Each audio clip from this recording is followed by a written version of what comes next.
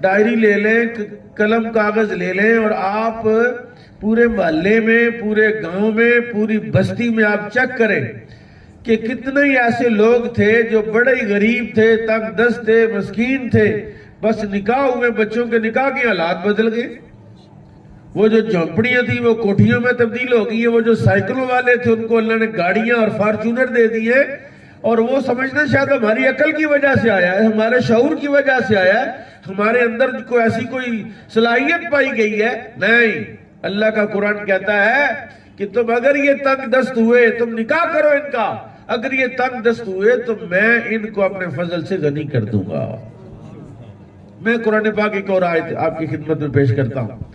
سورہ بقرہ کی 3 پارے کی آیت ہے۔ اللہ کا قرآن کہتا ہے الشیطان یعدکم الفقر ویأمرکم بالفحشاء۔ قرآن کہتا ہے